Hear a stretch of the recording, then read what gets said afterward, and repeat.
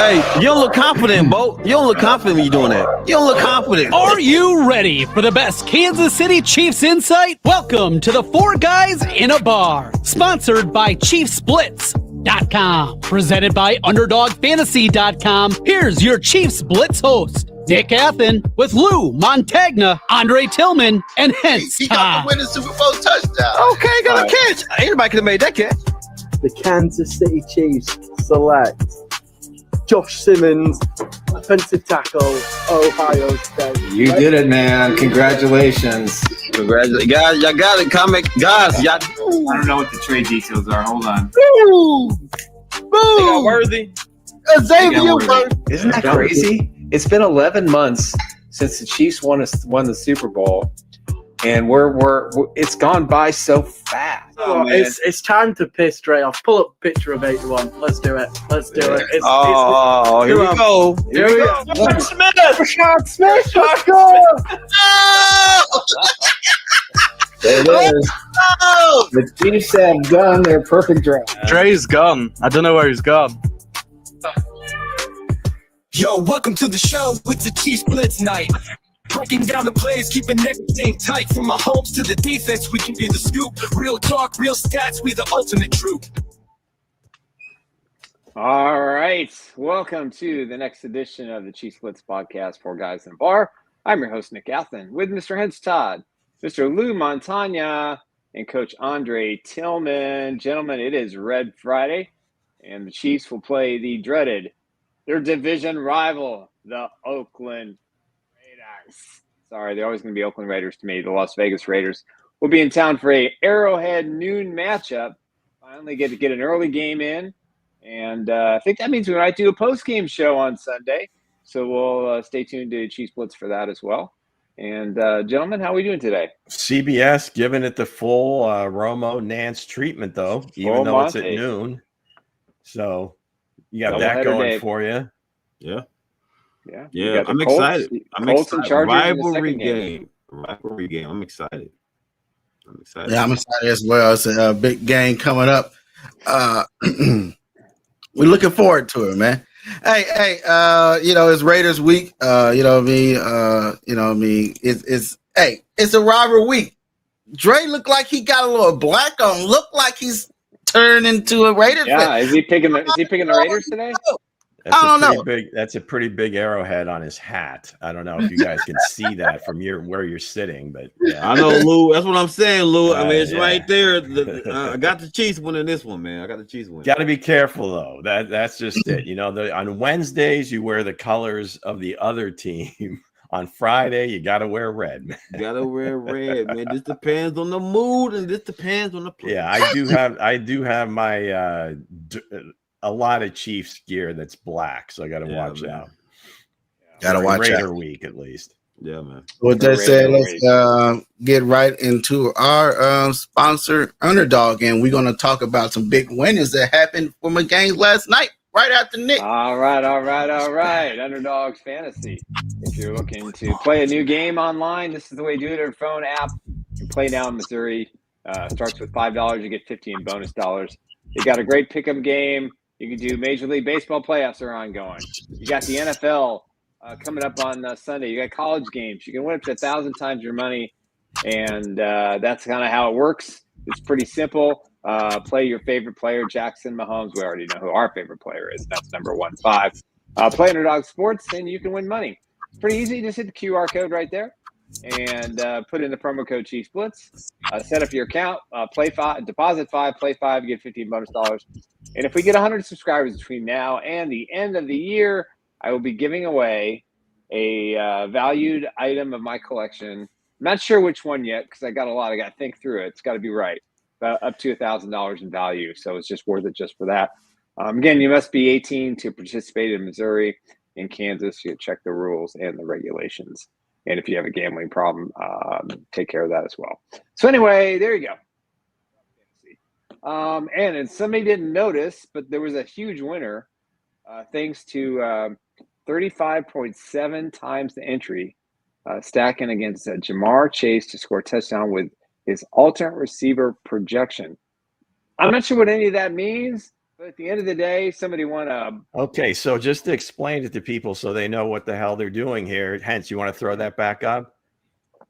All right, so he went basically for Jamar to score a touchdown. Now, he ratcheted up Jamar's total yardage to 149. So obviously that ratchets up your winnings if it does hit. And hey, even with Flacco in there, he hit for 161 yards. I can't quite see what the 5.5 is there for number 2. I'm guessing that was for McPherson. That's the kicker. Okay, so 5.5 points for him, and then it looks like Jaylen Warren over 18.5 yards receiving. So that's just it. You don't necessarily. There's not like set things that you have to do. Nope. You can adjust the numbers to where you believe they fit, and also, hey, if you want to take a little bit more of a shot, you get an inducement. Your odds go up if you believe that guy's going to have an even bigger game than they're expecting. So I guess that's the one thing we wanted to illustrate here, is that it is very user friendly. It doesn't take much. You don't have to, pick a side or this team's going to win, that team's going to win. You can just go ahead, pick whichever players. And then look at that. This guy, I think for, $100, that's 3,570. Right? Yep. For $10, it's $357. So come on now. Yeah. Thank you, Lou, for breaking it down. Lou. Only Lou can do that. Only Lou can do that, man. I don't know how these places stay in business. They're just giving money. I don't know either. If Lou can break it down, y'all can do it. Easy. Yes. Easy. Thank you, Lou. Thank you for the one-on-one, Lou. And also, what else you got in the store, Nick? Yeah, we got the Chiefs Blitz store set up, chiefsblitz.com/shop. And this is one of the signature items from the Super Bowl IV era and a whole bunch of other stuff. KU, Kansas, the Royals, a few other miscellaneous national guys. But this Johnny Robinson, Len Dawson, Willie Lanier, and Lenny Dawson signed football, 5 Hall of Famers is yours for $1,250. Special discount for the Chiefs Blitz crew. Do you have any updates on who won the card? I don't. We were. The announcement's going to come tonight. This is the last time we'll be talking about this, but we'll let you know who the winner is.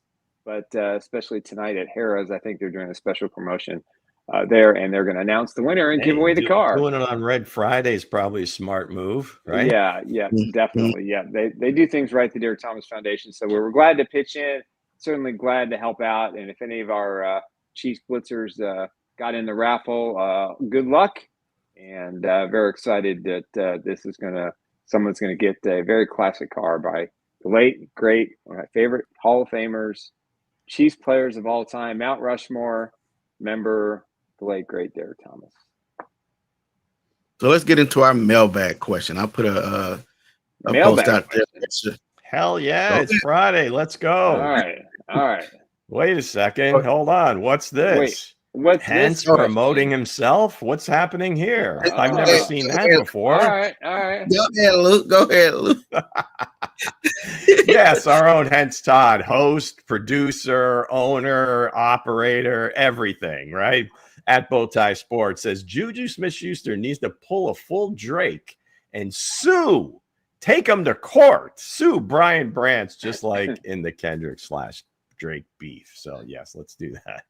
And I'm taking a line here from Doug Llewellyn. Some of you people that are like closer to my age and Nick's age probably know who Doug is, but he was like the announcer on the People's Court. Remember Judge Wapner? Yeah. Don't take matters into your own hands. You take him to court. And that was kind of his closing line every show. So, and then negative D-Mac. Well, that's idiotic. And I promise Juju does not care. LOL. Negative D-Mac. Thanks for your comment there, negative D-Mac. Brandon Blake chimes in. The suspension was enough. This would be soft if Juju did this. Right, Coach? Everything about that was soft on Juju. Right, Coach? Everything. Yeah. Everything. You hear me? Come on, man. He was just minding his own business trying to say good game, buddy. He got bust upside his melon. He got a bust upside his melon. It's okay. It's all right. I think that's Blake from he was inside the chat before. I think is that the same Blake or no? No, it's not the same Blake. Blake Bams. Blake Bams. I think that might be a different one, but sure. Okay. Shout out to all Blakes. Right? There you go. Robert Take them Blake, all. Blake Bortles, Blake Edwards. Bortles. Shout out to Jacksonville. Edwards. Nobody knows who Blake Edwards is besides you and me, Lou. Well, hey, he was in what was the Pink Panther? That was his Pink big Panther. thing. Those movies.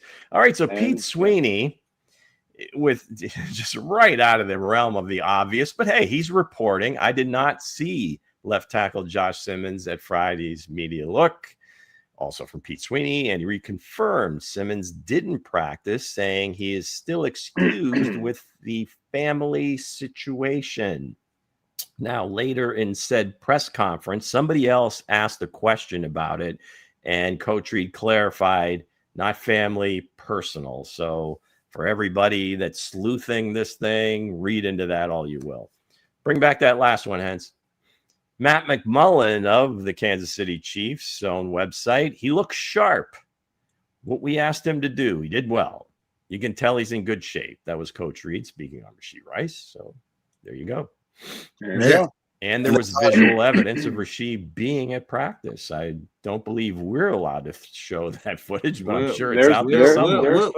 Lou, you got enough, Lou. You got enough what Lou needs to see. You got the footage, and you got a hot topic. And he did talk today. He seemed like he laid out his plan, that he'd worked in Florida in the heat, tried to mimic, the work schedule, the practice schedule, have a game day, regimen as well. Spent the weekends with his family in Texas. So all good. He's back. Everything's behind him. And as Matt McMillan said, and Matt's got a better bird's eye view of what's going on than the rest of us. If he says he looks sharp, then he probably is. Well, so he's I'm quoting excited. That's what Coach Reed said. So I don't think those weren't Matt's words. So yeah, he did look sharp in preseason, man. And I'm hoping the kid comes out and finish what we've seen in the preseason where he left off from. I don't think there's any reason to believe that he's not going to be everything he has been and actually better, because he's further into it. The only thing you just are concerned with is just the time between the injury and now, because typically about a year for that ACL, and a lot of times what you hear, and different athletes recover different ways, is really the year after the year they come back is when they're fully healthy and so forth.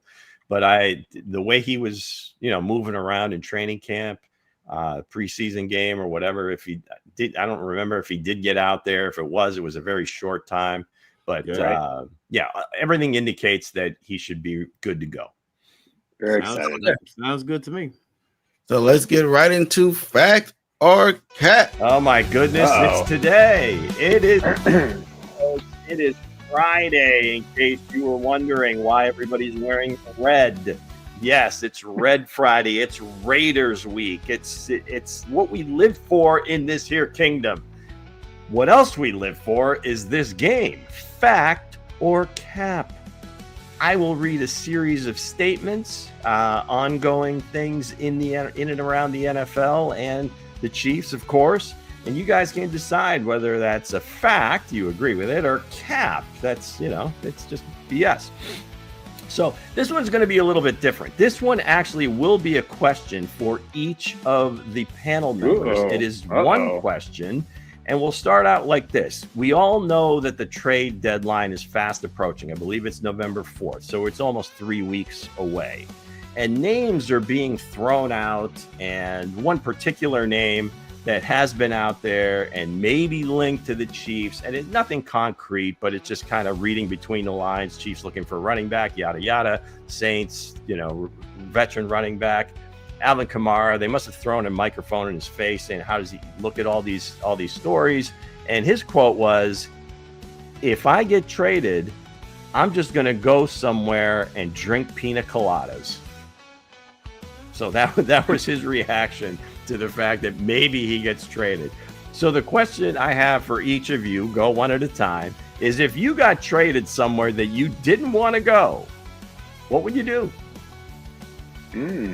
Hensley. If I get traded somewhere and I didn't want to go, man, hey, I kind of make the best of it. I make the best of it, put the team on my back and just go from there.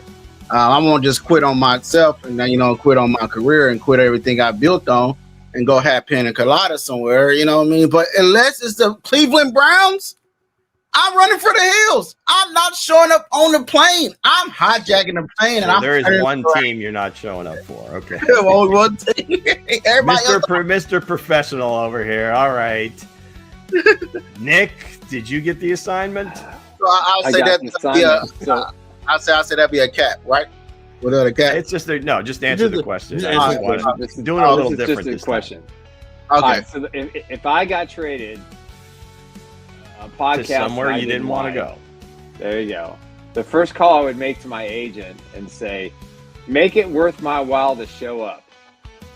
Whether that's a contract extension, or it's some sort of promises, or it makes me a free agent at the end of the season when I might not be. That's probably what I do. I would strictly do it on a money basis at that point and be selfish. There you go. All right, Coach. I would tell them people to kiss my ass. I didn't want to go to the damn team anyway, but I'm a professional. I'm going to go out there and make the best of it. I'm going to make the best. I mean, I don't like the team. I'm going to make the best of it. I'm going to make the best of it. Earn that money. Show up, do your job, whatever. But it was an interesting, I'm sure it was tongue in cheek or whatever. I'm sure he'd be a professional. He wants to earn the rest of his contract. But I just thought that was kind of funny and see what your reaction would be and so forth. So anybody in the chat, if you want to chime in with what you do, that's much appreciated. And we'll probably read them at some point if you do that. All right, let's go to number 2. Last night in Cincinnati, we had a couple of OWGs lining up behind center. 41-year-old Aaron Rodgers, 40-year-old Joe Flacco. At times, I swear Flacco looked like he was a dad in the neighborhood just playing with the kids. And Jamar Chase was just that guy. He was like, hey, this kid's open all the time. I'm going to throw it to him. But, it's pretty wild, though. I mean, Flacco, he ends up throwing for over 340 yards, 3 touchdowns. A-Rod, 249, 4 touchdowns. So it was a wild night, and it was very entertaining. I mean, Amazon's gotten a treat here with all these divisional games, and it seems like a lot of them have been just very tight, but kind of like the underdog has come through and won the game. One of the things that impressed me, and so forth, if you're watching the game, it was like old time football. You had a couple of pocket passers, right? Just throwing darts all over the field. If you watch the sideline, like when Cincinnati didn't have the ball, Flacco's sitting on the bench. He's sitting next to Browning. Joe Burrow was able to be on the sideline for the first time, and he's sitting there. And I swear it was like on a holiday. At your house, when you go into the room and there's your grandfather or uncle is laying on the couch, kind of taking a snooze, right? That's Joe Flacco. I mean, just completely emotionless, just kind of chilling, sitting on the sideline. But the statement is this: given all that, everything that happened during the game and so forth, the most impressive thing was actually Rodgers chucking that last pass nearly 70 yards in the air. It was the longest pass recorded in the NFL since 2017. So, fact or cap, that was the most impressive thing in the night. Hensley. I would say it was good. It looked nice. If I had to say cap, I would have to say Rodgers celebrating, throwing a fist up. Then an offensive lineman coming and knocking him down, almost tearing his Achilles again. So I have to say that had to be the most thing I ever seen. Aaron Rodgers get up so mad, was ready to fight the offensive lineman. Hey, I know it's number 77. He came. There was like 5. There was 5. I think it was Broderick Jones. I mean, he's a big boy, another Georgia boy. But there was about 5 people on the sideline that knew that was going to go sideways and just started just pulling Rodgers towards the sideline or whatever. But that was pretty funny. I was toward the man Achilles. Go ahead. So what's the factor cap question here? I'm confused. The most impressive thing of the night was Rodgers actually chucking the ball nearly 70 yards in the air. Longest pass in the NFL, recorded pass since 2017.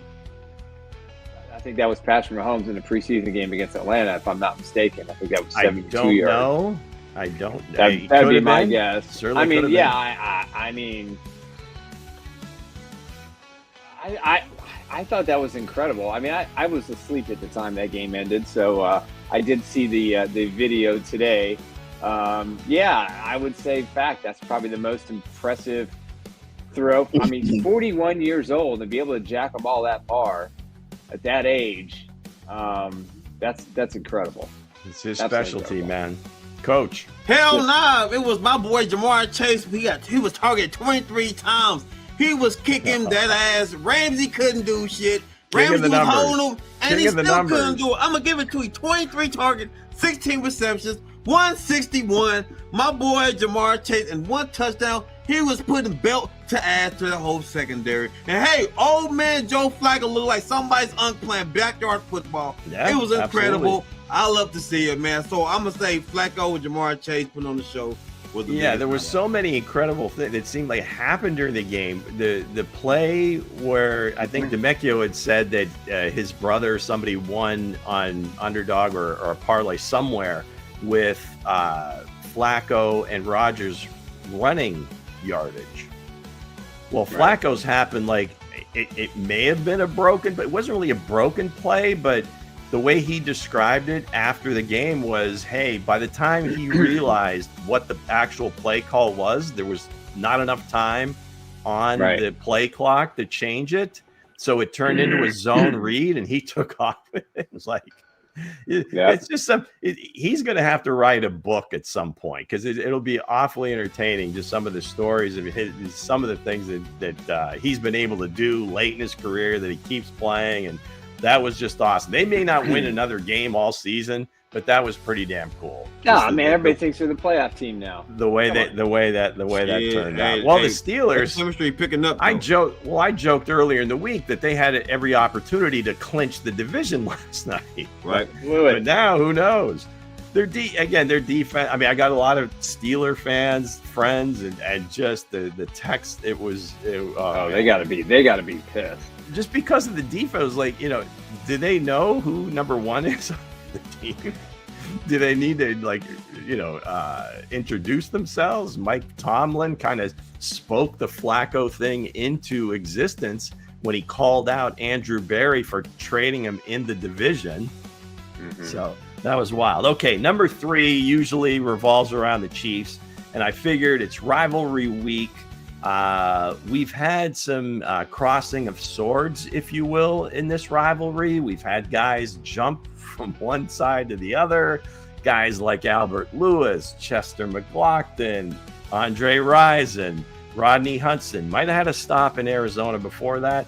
Harvey Williams, Ethan Horton. Nick, if you've got some others, chime in. But those are some names that have played for both. Now, we reserved the last pair here to see, how you guys feel about this. But obviously, the 2 biggest names, Nick, you said Rich Gannon, the other one, Marcus Allen. Yeah. Of which both had their moments with both teams, obviously. Allen joining the Chiefs late in his career, but almost like had a rebirth between he and Montana. Gannon, who really didn't get a chance to play a lot with the Chiefs. Played a little bit in Minnesota, played a little bit in Kansas City, but goes to Oakland and John Gruden makes him MVP of the league somehow. So I don't know how that all shook out, but the statement is this, and maybe this is a no-brainer, but I just wanted to use this as a platform to show the guys that have crossed swords, if you will. Marcus Allen is the king of being both a Chief and a Raider. Fact or cap? King. I have to say, good call, Ken St. Clair, John Matuzak, good one. I have to say fact, because he put up numbers in both places. So I have to say fact. You know what I mean? So I have to say fact on that one. I have to go Marcus out. Yep, I'm with you. All right, I'm gonna make this a twofold response. I'm gonna go fact, Marcus Allen, but I will tell you, in my days covering the Chiefs, when I got to know Carl Peterson pretty well, And I said, what was one of the biggest regrets you had as the general manager or president of the Chiefs? And he goes, I didn't stand up on the table for Rich Gannon. Yep, exactly. And if you remember, Gannon came in, I think the first or the second year with the Raiders, and they beat Kansas City in the last game of the season and knocked them out of the playoffs. Overtime, long pass to Tim Brown, and that was it. So, but Marcus, I think what Marcus did, he was president, so I don't know. Was there anybody telling him he couldn't keep him? There's a lot of things been said about Carl Peterson and about his demand for roster spots and stuff like that, but he generally would defer to his head coach to make those decisions. Yeah. And there were three that he made a mistake on. We knew where Marty stood on that. Marty was, Marty didn't believe he was better than I guess Steve Bono at the time. And I think he was also there when they got the playoffs against Denver, and Gerbach had been. They don't want a Super Bowl that year. Yeah, Gannon had led them to victories to get to where they were, and then he decides, hey, Gerbach is healthy, he's going to play this playoff game, and we all saw how that went. Rich Gannon, Carl was upset. Gannon. They would have won a Super Bowl that year. That defense was legit, for sure. 13-3. A couple times Gannon came in and did his job in the playoff game against the Colts in the freezing bowl game. Dana Hughes had the ball in his hands, or Lake Dawson, and he couldn't. Perfect pass. I'm going Rich Gannon. You see what we did with the Raiders? He would have had the same satisfaction if somebody would get the finger out their butt. I'm gonna go Rich Gannon, man. Rich Gannon was hot, man, and we see what he did with the Raiders, man. So I'll definitely go Rich Gannon. Yeah, and all due respect to Rich and being the MVP and so forth, to me, it's still Marcus Allen. I mean, just the guy was amazing with the Raiders. Yeah. But for that weird time with Al Davis where he was pretty much stuck on the bench for what seemed like 2 seasons. Wow, good one there, John Harrison, Tom Flores. Tom Flores, the quarterback. Not only played, you coached for the Raiders too. So, I'm sticking with my guy Marcus Allen. So that's a big fact for me. That's going to do it, folks, for Factor Cap. Thanks for playing along. As always, brought to you by our friends at Underdog Fantasy Sports, and we'll be back next week with Todd Hense's favorite game. What, cheese soup? See, he's trying to mess with me. I ain't did nothing. But I love Factor Cap. Coach always gets a kick out of that. So, So with that said, let's get right into the. How about to say it? I'll say it. Let's get right into the game preview. The Raiders versus the Kansas City Chiefs. There we go. Nice. Let's go. Well done, Hensley. Go ahead, Luke. All right. So, does Rashee Rice's immediate full bore return disrupt the offense's existing timing and chemistry? Wow. We're going dark right off the bat. God, Nick. Full bore. Not a full bore. It's disrupting. Come on. I don't think he's going to disrupt anything. I think he's just going to be an extension of what they've done so far. And he's just going to take. He's going to take some reps. He's going to take some reps away from some of the guys who've been playing, all of them. And but listen, he knows this offense very well. He spent the offseason working with Patrick, and then OTAs and minicamp and training camp, and got in games. So I think he's learned some very valuable lessons from what happened, and I think he's going to be ready to go full speed. And I think the Chiefs would be wise to kind of limit him a little bit. Maybe, give him the same number of snaps they gave Worthy when he came back from injury. But there's no question that the only thing he's going to disrupt how defensive coordinators figure out how they're going to stop the 4 wide receivers with speed. And Yakoville. Let's just call it what it is. Area code 415. Yeah, area code 415. I don't know how they're going to stop it. I really don't. And if the Chiefs somehow get get a real running back with some speed, game over. What? Game over. Well, I was leaning introduce you to number 24. What? He's right. He's right. He's right. I'm not sure they're ready to give him the rock yet. I think he's they're right there. Yeah. Okay. Yeah. He should be the guy. I've been championing it. I just think they're going to bring in a veteran anyway. That's the next topic. Go ahead. Sorry. It's next person, not next topic. But again, I know it's my ADD. but yeah, I think he come back. I know it's some chemistry. The chemistry I was trying to throw in there was Thornton. Hey, Thornton is going to get pushed down because I heard Dave Tobe said, "Hey, we will use Thornton more on special teams, kickoff returns, and gunner." I said, "What, Lord?" He knows. He's a coach. He's got eyes. Lord, it's you taking me, Lord. Lord, what's going on? But hey, that's what he said. So I was like, hold on. Right, he did. I know it's going to come back, be disrupted. Hey, but hey, that's what Rice do. I want my guy to immediately come in here and cause a full chemistry change. Like Nick said, on defense, you ain't going to know what you're going to match up. He going to come out and put the fours on him. Now, Thornton, now no arguments there. Are you going to push him all the way down to special teams? Special teams? Kickoff returns? He has to. Yeah, well. He's going to be a gun. He'll have to be a gunner. He'll have to play. And he might get a chance to return some. I'm sure Tobe's saying, yeah, come on, let's go. More speed. Go ahead, coach. Man, this is bullshit. Listen, Rasheed Rice is going to come and get his reps, guys. He's a star of the team. I guess busting your ass all season, put your ass back on the special teams, man. I guess, but to answer the question, it's not going to disrupt nothing, man. I think Rice comes back full go. It's going to come back where he left off at. He's going to come out there and he's going to put belt to ass. You know what I'm saying? So I definitely agree. I do believe that, like, far as him disrupting anything, he's not. He's not. We all know the ball goes through Rice, so this is his offense.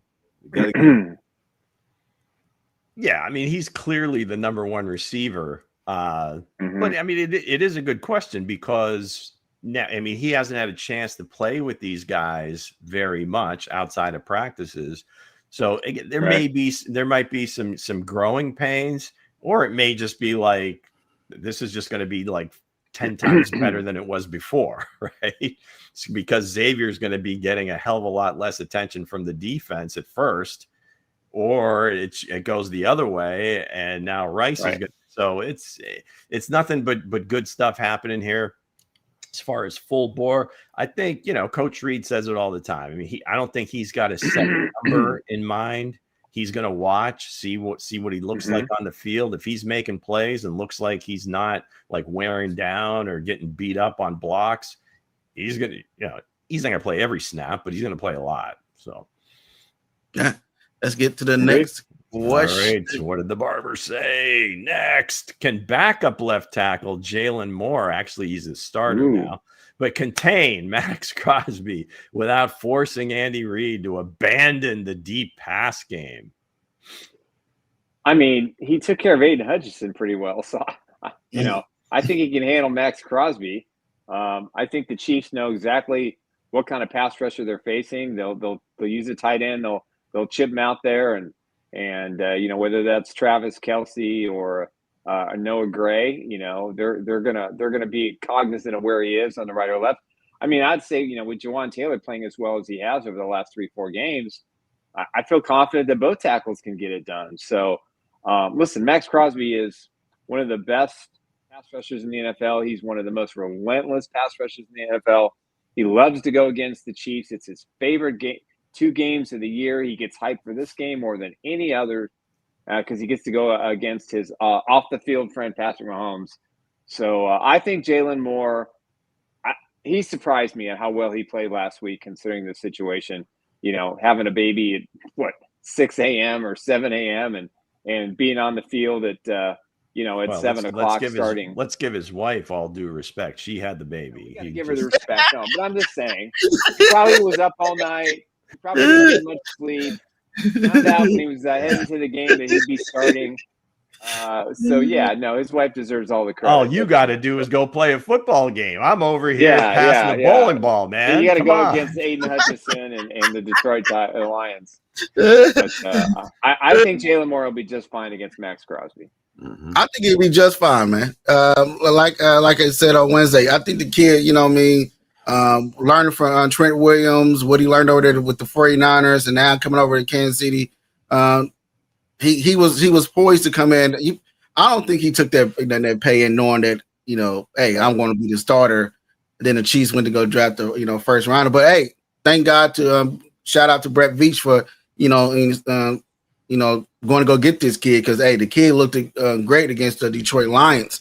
Now we're going to see what he do against Max Crosby, because like I said, Max Crosby is one of those guys that's up there with in my book, Myles Garrett and Michael Parsons and those type of pass rushers. So he's one of the top 5. So I want to see what he does with him, man. And I think we're going to see very early, in this game where how the game plan plays out. It all starts with him, more and going up against Max Crosby. If Max Crosby line up there, because all these time I've been watching the all 22 film, I only seen the lines up over there on what's the name side, Taylor side, so on the right tackle side. So what do you have to say? Man, we all know I love. Hey, Lou, we get nasty in the trenches, baby. Right, Lou? We get nasty, and Jalen Moore's getting nasty, baby. Jalen Moore got his hands dirty with Hutchinson. You hear me? My man put one of the best spin left tackle moves I've seen in a long time. Probably I've never seen it before,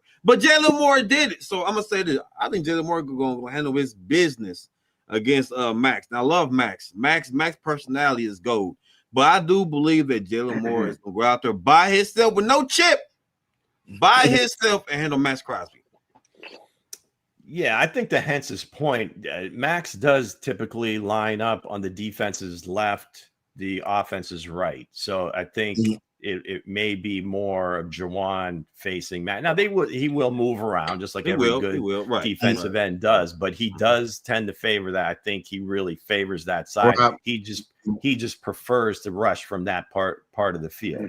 95% of his snaps, that's what I've seen. Right. So I mean, it's he may get a few, but I guess the point is just in general, how's the offensive line going to do? Because they'll be running stunts, so the guards will have to pitch in as well, and they'll be running their little picks and games and so forth. But I guess the bottom line is just the offensive line. Now they did show it against Detroit's defensive line. Now they were missing a few pieces, but still Aiden Hutchinson was out there. So you got to believe they're growing at a pace where they're kind of understanding how to play with one another. That, Patrick, maybe he's also understanding that maybe he doesn't really need to drop so far back where now they don't know where he is. And that gets all confusing too.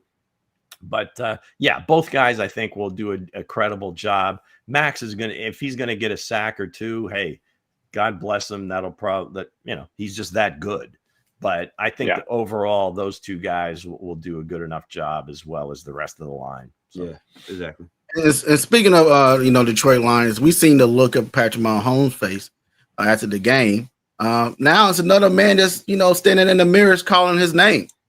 What you have to say about this, Luke? Does Devin White's trash talk motivate the Raiders defense, or does it simply fire up Kelsey and Mahomes? Now, for those people that didn't hear it or see it, Hense, maybe you can tell us what Devin White said. He said, yes, I've seen the 3-time Super Bowl champ, and I played against him in Tampa Bay. I'm not scared of him. He said, I ain't scared of old Patrick Mahomes. And actually, he said, hey, when I line up against Kelsey, I will win. Kelsey's not winning. He's not getting off the line. So, hey, is that going to fire up, storing up the storm against Patrick Mahomes? Is this going to cause the boogeyman? This last time we seen Patrick Mahomes, he was giving somebody the death stare, and he looked like the real boogeyman. And now you added this quote out there that you can put on the bulletin board for Patrick Mahomes and Kelsey and the whole team to see what it's going to be. Nick? Well, I mean, everybody does this when they play the Chiefs. I mean, this is the new shtick. You sit there, you get a quote, we're still collecting receipts on Chase's comments about Patrick Mahomes, and he doesn't respect the Chiefs and blah, blah, blah, blah, blah. Devin White is a trash talker. That's what he is. He's a trash talker at Tampa Bay. He's been a trash talker with the Raiders. And, what else are they going to do? Their team is struggling to find an identity. Their defense is not very good. I mean, they almost lost to a team that fired their coach last weekend. So, this is what gets them to be motivated. Again, I'm not one of these guys that thinks you need to do these rah-rah speeches and this trash talking. Just go out there and play the game and beat the crap out of your opponent. That's what you do. You take that mentality that you're going to dominate this team. It's all internal to me. So for him to use his blowhole to sit there and go, "Hey, I think it's kind of stupid. I don't think it's going to help the Raiders, and I don't think the Chiefs really pay that much attention to it." Oh, yeah, I believe Dave, you're going to pay a lot of attention to it. I think Patrick Mahomes paying a lot of attention to it. I think when he seen the quote, he looked at his phone just like that and he said, "What? You're not scared of me?" And I feel like Patrick Mahomes is going to come out and show it. I think this is going to be the ultimate ass kicking from anybody. Well, I'm not saying they're not going to win, but said like when Patrick Mahomes, like this is like poking Jordan, right? Poking LeBron, poking Kobe Bryant, rest his soul, poking Shaq, Stephen Curry. Heck, it's out there poking Tracy McGrady, Iverson. These guys are greats, and Mize and Tiger Woods and all the other greats too.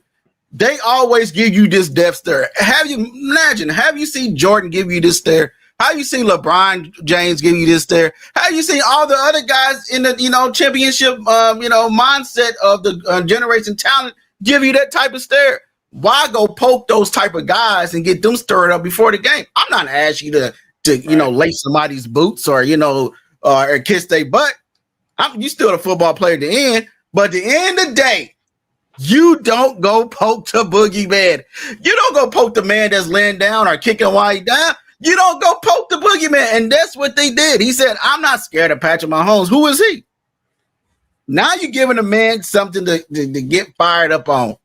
Hey, and it's a noon game. Hey, he ain't probably going to get that much sleep because he got babies at the house running around, flushing toilets and everything else. You know what they do around there. Hey, slamming cabinets and everything else is going on probably in the house. And now you come out with this quote. Hey. Hell to see. Hell is gonna be hell to see. What you had to say, Coach? Man, damn all that. From both sides, we are football players, man. I'm gonna talk my shit regardless. I don't give a damn. You Michael Jordan, T Mac, Tom Brady, Larry Bird. I don't give a good goddamn. I remember a long time ago when Ocho said, "Hey, we're gonna beat the Chiefs," and they went out there and they beat the Chiefs. I mean, like I said, it's confidence, and I love the Kingdom. But as on my defense side of the ball, if we're going against him, I'm gonna have just as much confidence as the Kansas City Chiefs are. I'm gonna talk my shit. Like, who cares? I'm gonna pump my guys up, and I see the death stare, and that's fine. But what happens is I'm gonna pump my guys up as well. So here's the thing: is do you go up there and you bow down to Patrick Mahomes, or you go up there and you compete against Patrick Mahomes? That's all I'm saying. Or are you going to compete hard and heavy? So again, I get it though, but you want to get your guys excited. It ain't nothing worse. It ain't nothing worse than the babies flushing the toilets, man. That's great, Kenny. Kenny, you're on point today. You be at home, you like, who put all this toilet paper in the toilet? And the baby come out of there running. These miniature aliens reaching up and just trying to pull that lever. Go ahead, Luke. Well, I think for us, it's great when people talk. I mean, it gives us other things to chew on. It creates a lot of content out there. Wouldn't it suck if players never talked or never came out and said things like this? I mean, yeah, I don't know how much it's going to motivate their defense, but maybe it's helping motivate himself. Now, as far as Devin White's concerned, yeah, I mean, he had a very good game in that Super Bowl, and he played really well all through that run. Now, the other thing is Father Time kind of catches up, and it caught up with him very quickly, where he's now bounced. This is about his third or fourth team since then. Right. And I don't know if he's exactly playing to the level that he was back then. So careful what you wish for, Devin White.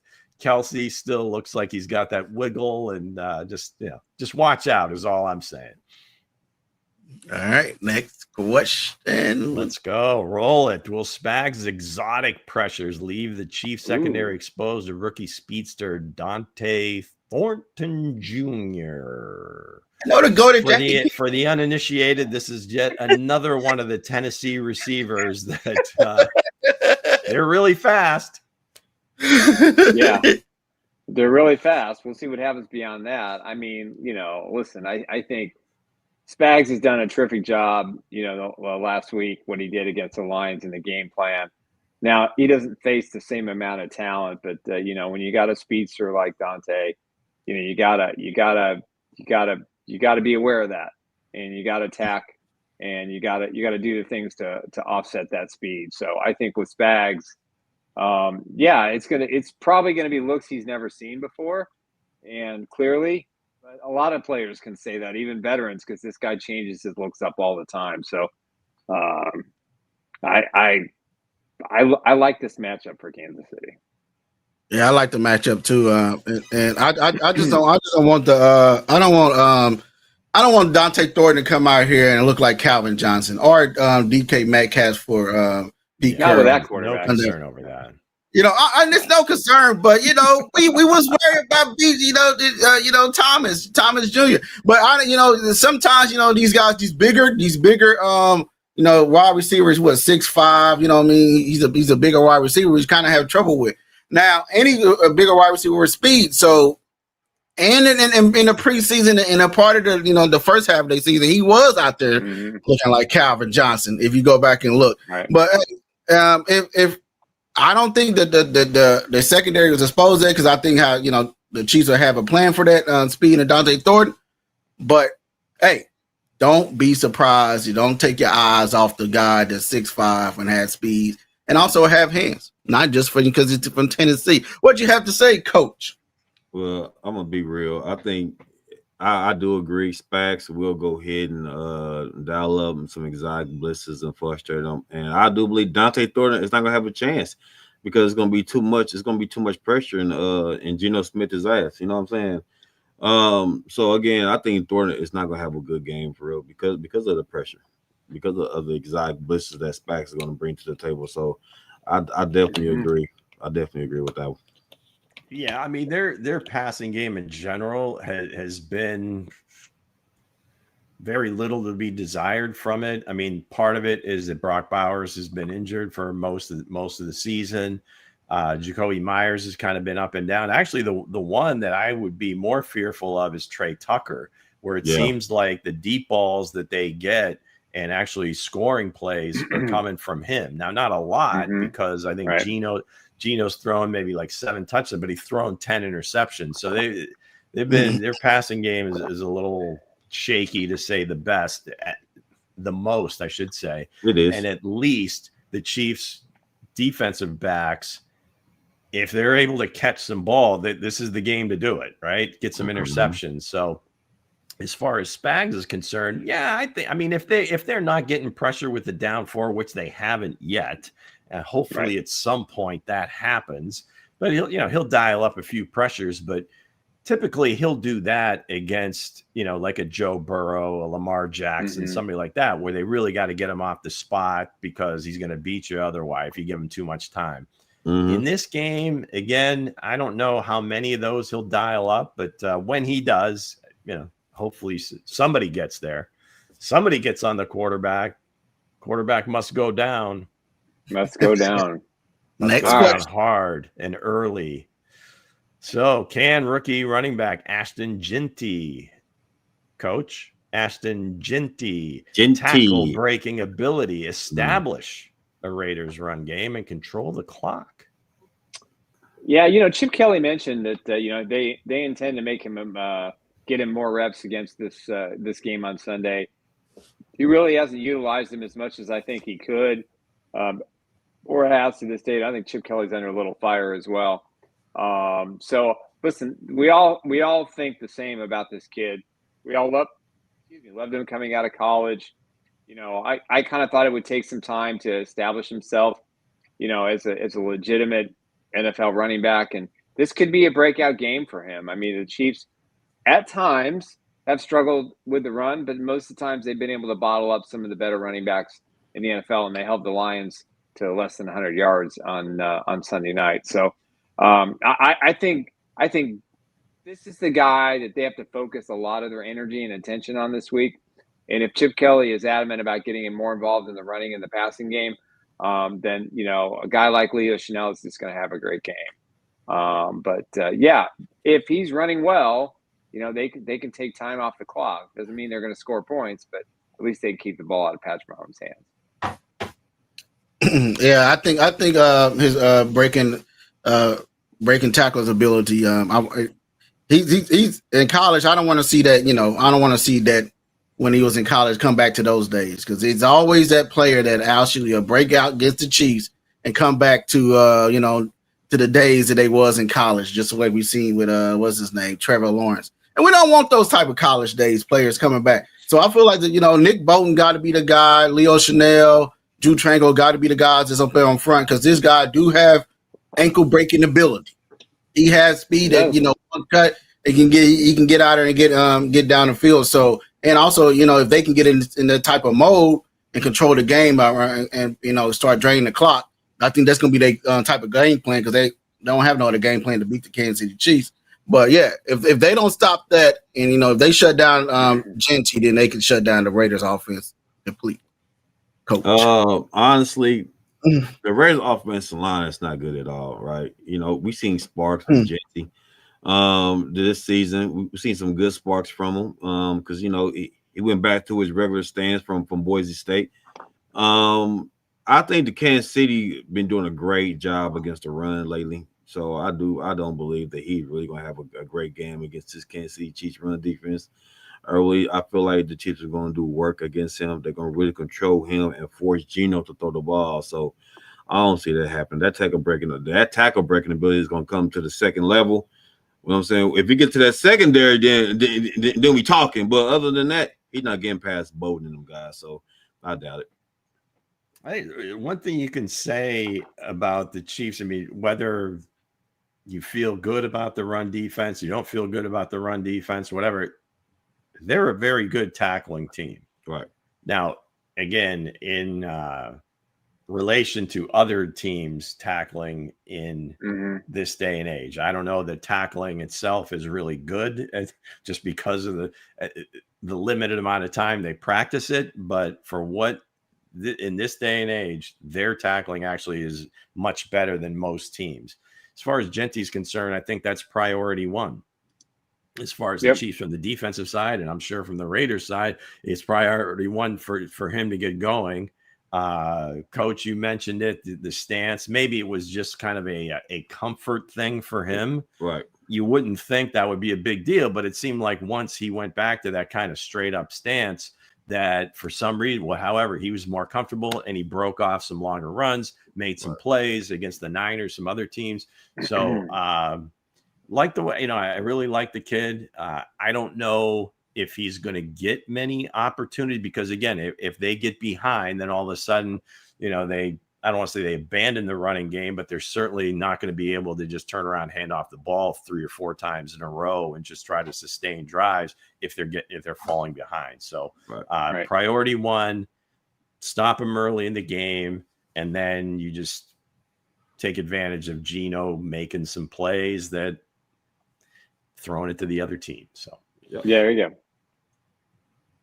Next question. All right. So will the rare noon kickoff at Arrowhead cause the Chiefs to start slow and struggle with focus?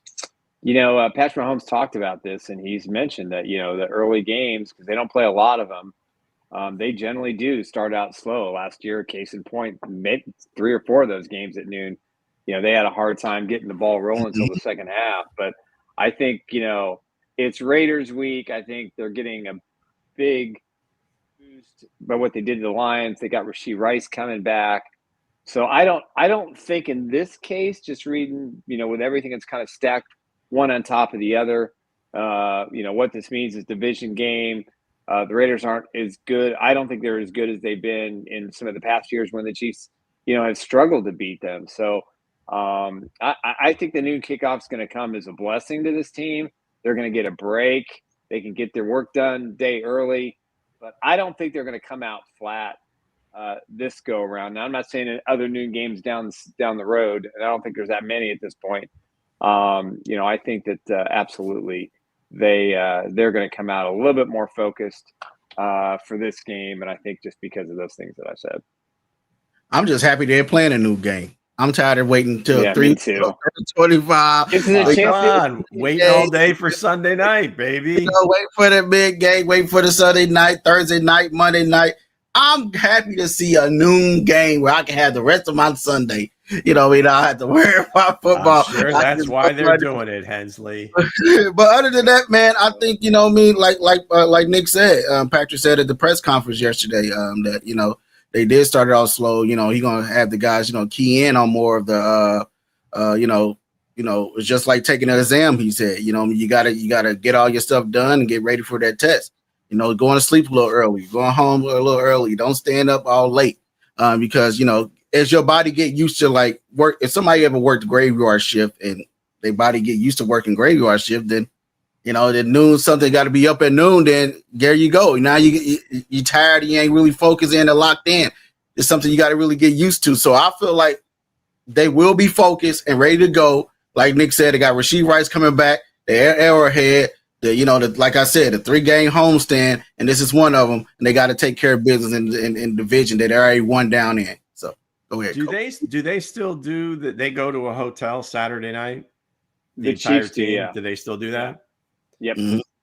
I guess that helps a little bit, so it's not like you're at home. Listen, I don't give a good damn when these guys play football. Y'all NFL players, get your ass up, pay attention, and stay focused. Yeah, they're still human beings, and it does happen. We're not going to human. I get it. That's a good statement to say. Excuse. But here, this is my thing, guys. It's just an excuse. Because we can't play good because of 12 o'clock because we used to play. I don't think there's anywhere in that question making an excuse give for a good damn what time it is. Go get your ass up words, and play making football. Things up. Because if the Raiders go out there and kick the Chiefs ass the first half, what's gonna be an excuse? Oh, they're not used to playing 12 o'clock games. They're not used to this shit. Damn all that, bro. The Raiders, this is a division game. The Raiders know Kansas City, like the Chiefs know the Raiders. Ain't no goddamn excuses. Go out there and put belt to ass. I don't want to hear no excuses. Go out there. All you gotta do. Ass. That's it. Is it Tom Brady in the stands? Is Tom Brady cheating for the Raiders? He's working somewhere else. We Romo and Nance on this one. This is a Tony Romo Jim Nance game. So for the Raiders, this is like a 10 a.m. start for them, right? I mean, based on body clock or whatever, if they're playing Pacific time zone, it's 10 a.m. right? So, again, I don't know. Is it something that can happen? Absolutely, because it's not. I mean, before it was always, oh, geez, your team plays on Thursday at this time. Their schedule is so sporadic and geared towards primetime standalone games that it's almost shifted, where most teams you feel like, well, those games are a distraction. Well, for the Chiefs now, their early game is like a kind of a novelty or whatever, so they don't do it very often. Everybody's body reacts differently. Who knows? It certainly could be, like Patrick says, now you're getting to the stadium and I'm assuming like 9 a.m, right? Usually there like 3 hours before. And, you go through your routine and everything like that. But if, again, you're used to playing at, for you guys, I guess 3:25 or 7:15, for the night games, it could be a thing. Now, will it stick with them throughout the entire game? Probably not. Is this team that they're facing good enough to really take advantage of that? Roll up a big enough lead that they can't come back? Probably not. So it remains to be seen. It could be. Do we know for a fact? No, but it wouldn't shock me. Let me ask you this question, Lou. So the Chiefs lose this game, is this going to be the excuse? No, I think there'll be other excuses. I think that, for them to lose a game like this, there will be other things. And again, it may be a lack of focus, but it may not be specifically because the game started at noon, right? Right. So That's what I'm watch saying. it, see what happens, and then you can kind of see where things went wrong. But Okay. no, it would never be an excuse. But I think it's a good point because they rarely play at this time. It's like teams that rarely play at night. You wonder about what are they doing all day? Can they stay focused all day and be ready to rock and roll at 7 or 8 o'clock at night? Right. Teams that aren't typically on national TV, but the Chiefs, they're more used to that like weird schedule than they are the normal thing. Yeah, it's like somebody working great. Like I said, like somebody working graveyard shift. Yeah. So what you're this working said, third shift, and all of a sudden they switch you to first, and it's like, whoa. Trust me, I've been working graveyard shift for 10. I've been working graveyard shift for 10 years. I know how it is. I can see the bags under your eyes, Coach. I know. Yeah. Been working for 10 years, boy. So I know how it is, but ain't no excuses. Got to go out there and get it done. That's what you get paid the big bucks for. Got to That's show what you get paid the big bucks for. let's get to the last question. Then we get to our score prediction. All right. What is the one non-negotiable key? Now you're going to give us some choices. Be it discipline, a specific player's performance, or scheme that ensures Chiefs victory. I think we should each take one of these. So I'm going to go discipline. Okay. So I think for me, the Chiefs have to be very disciplined. They can't go off script. No rogue actors. Focus on the game plan.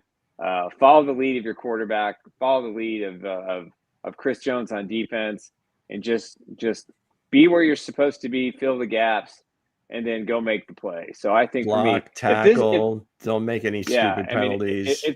If this Chiefs team remains same thing every week, disciplined, sound, they don't make mistakes. They don't get a lot of penalties. They're going to be really tough to beat. So I'm going to go with be it discipline. I'm gonna go Pacific player. I'm gonna go at Noel Williams, man. Get him out there more and more and more and more.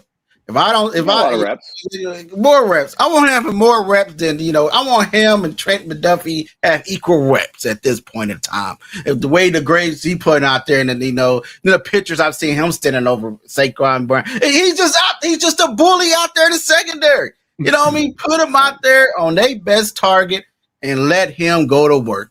Hey, that's why you drafted him for, right? To go to work and let the man go to work and give him all the snaps that he needs to be the shining star that he is going to become in this Chiefs uniform. Say, all right, I'm going to Pacific player Noel Williams to go in to get more snaps. I get that's a good point, but Noel Williams this receiving core for the Raiders is stank doodle, so it don't matter what damn DB goes on and play well. They're all professionals, Coach.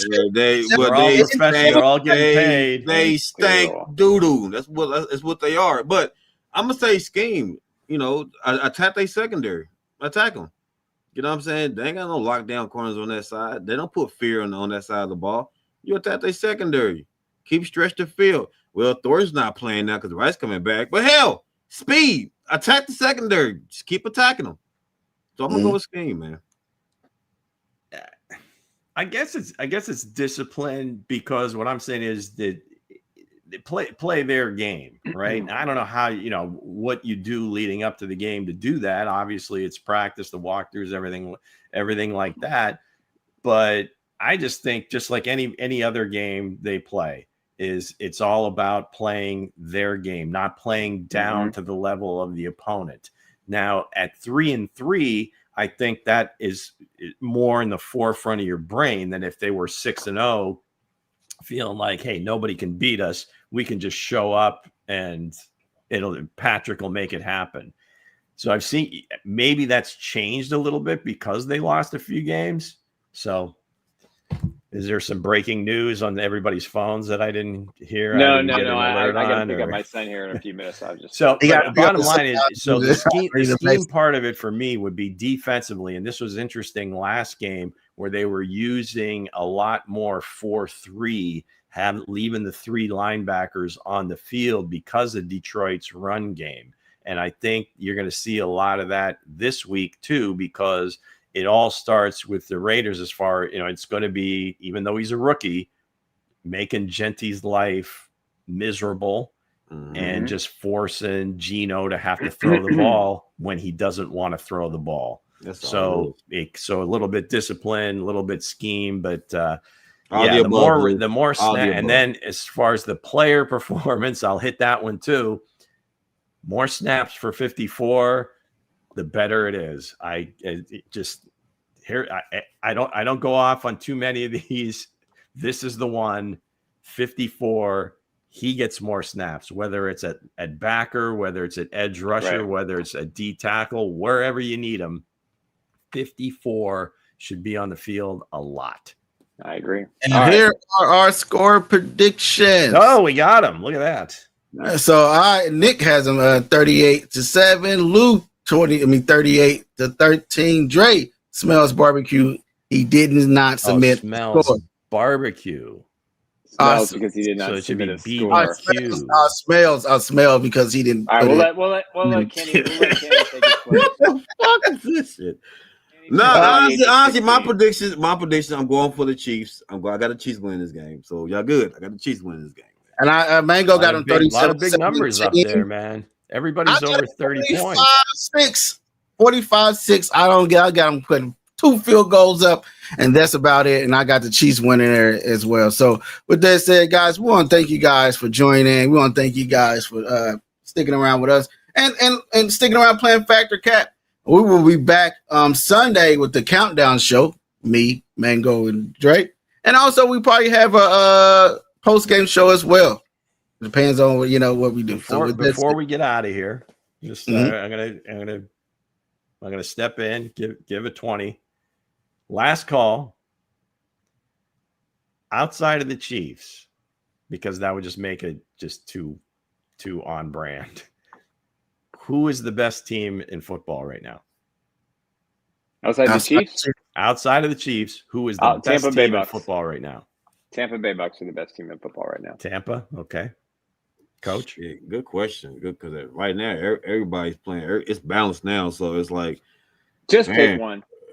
Wow. Hold on, Nick. Hold on. Pop your brakes. Hold on now. I'm saying NFL's even right now because, to be honest with you, I love Baker, but Sam Darnold playing good. Seattle looking good. So Seattle looking good now. I'm just saying. If they could just play all their games on the road, they cannot win at home. That's the strangest thing to me. Sam Darnold is looking for. Who you picking, Jack? I said the Seahawks. Seahawks. I had to go with the outside the Chiefs. It had to be the Eagles. Even though the Eagles, I'm sticking with the Eagles. They the champions. They the reigning champs. It doesn't matter. Everybody else is going to be better. They still have the trophy. The trophy of lies in Philadelphia. So I just say they have to be the best team in football right now. When they get their weapons going, to get their offense going, they can be a scary team. Yeah, they both. It seems like both conferences seem to be wide open. To me, I mean, as far as like consistency, when Puka is healthy, the Rams to me are right there with the Chiefs. Now the Chiefs are 3-3, so that's why I didn't want to put them in because immediately then it would just become we're the best and whatever. I believe the Chiefs are moving in that direction, but right now I would say the Rams at this point. But you got the Rams. A lot of good teams. Why'd you pick the Eagles though, bro? Why'd you pick the Eagles? There are 2 teams with 5 wins. It's Tampa and India. A ton of teams with 4. New England, Buffalo, Pittsburgh, Jacksonville. New England the looking Chargers, good though. The Broncos, the Eagles, the Rams, the Seahawks, the Niners, the Lions. All right, guys. I got to run. I got to pick up my boy. 4. A lot of teams with 4. So that was last call, folks. We'll have a graphic for this at some point. And cheers to you all. Here's a fake drink. Pure vodka here. It's 5 o'clock somewhere. So cheers. Have a great weekend. Go Chiefs. Jack Daniels. There it is.